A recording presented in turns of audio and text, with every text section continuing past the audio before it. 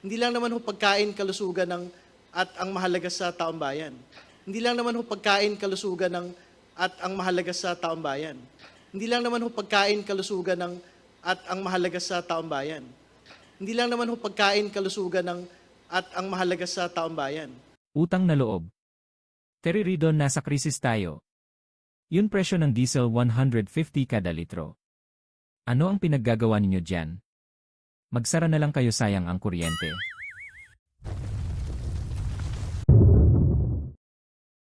Sa pahayag kasi ni VP Sara, I think today, she's sort of like framing what is happening in the House as bakit nagfo-focus yung House dito sa political matter na ito as opposed to gut issues that are happening in the country.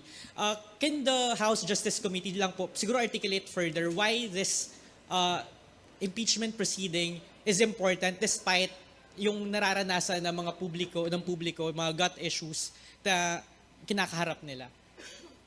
Well, una sa lahat, hindi lang naman na gut issues yung mahalaga eh.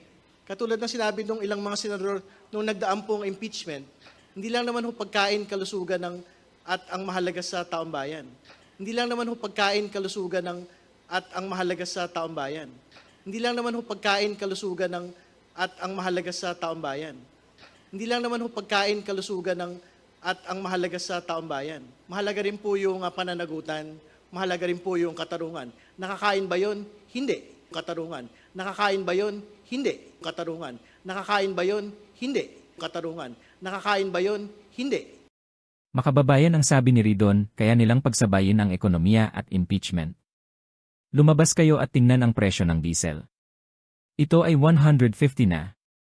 So ano ang ginagawa ng House of Representatives? Akala ko kaya ninyon ayusin yun ekonomiya. Paano na ngayon? Ikaw, Ridon, alam namin marami kang pera.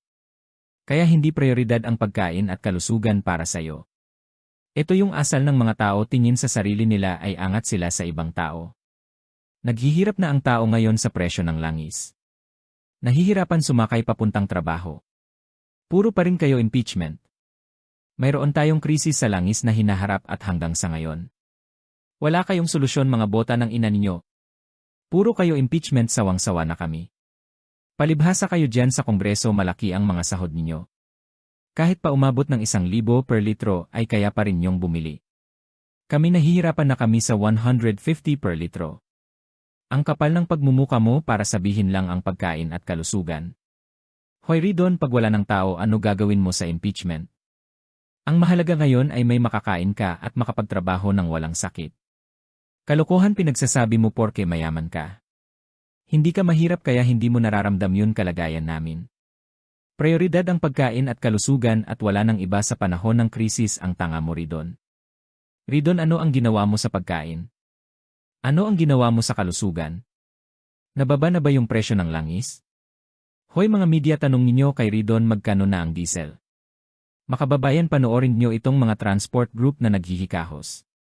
Sa kalagayan nila ngayon dahil sa presyo ng langis. For the first time, we initiated na magkaisa po ang transport. Kami po ang nagsimula at lahat naman po, isa lang po kasi ang nararamdaman natin ngayon. Iisa lang. Kaya po, sa daming problema ng transport, during our Zoom meeting, Luzon, Visayas, Mindanao, more than 200 po kami the other night, nagkasundo po kami. Focus lang po tayo doon sa dalawang issue na babasahin ko para doon lang po tayo muna mag-focus. Yung ibang mga issue, like for example, the regulation law, medyo mabigat yan kasi patas yan.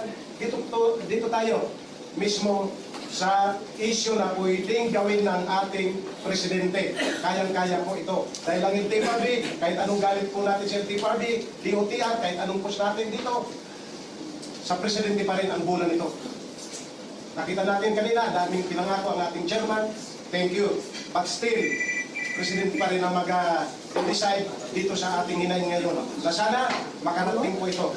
Ito na po, babasahin ko po para bago ko po ito i-distribute sa media, basahin ko po muna para sa pangkalahatan, pumirma po tayo dito lahat.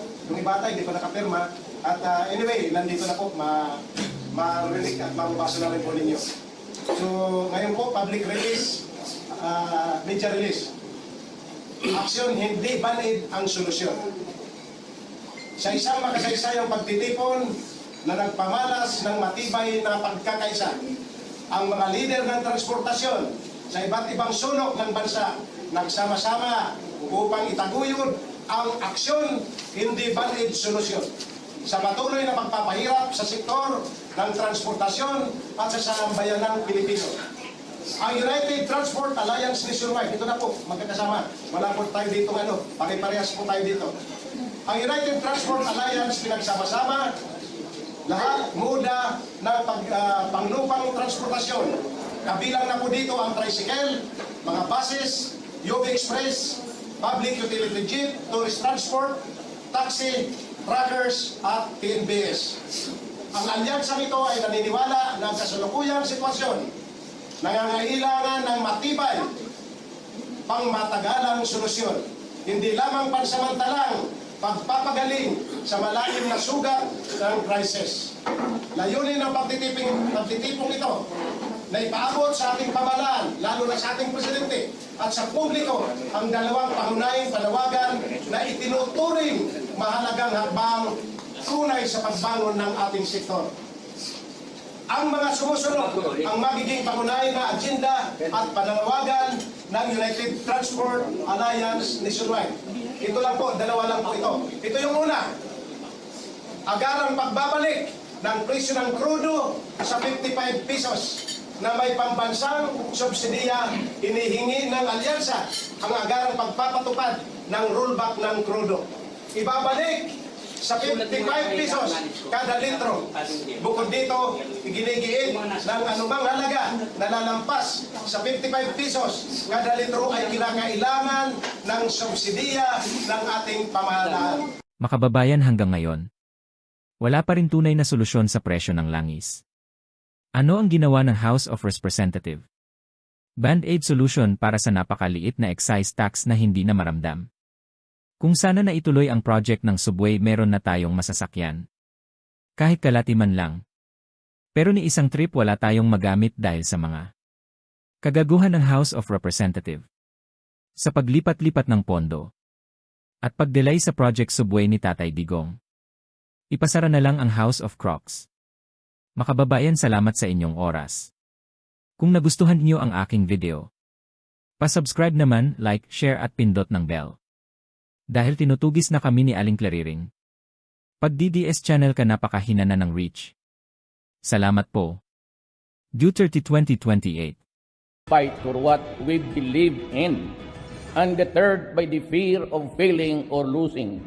Indeed, courage knows no limits. Cowardice does.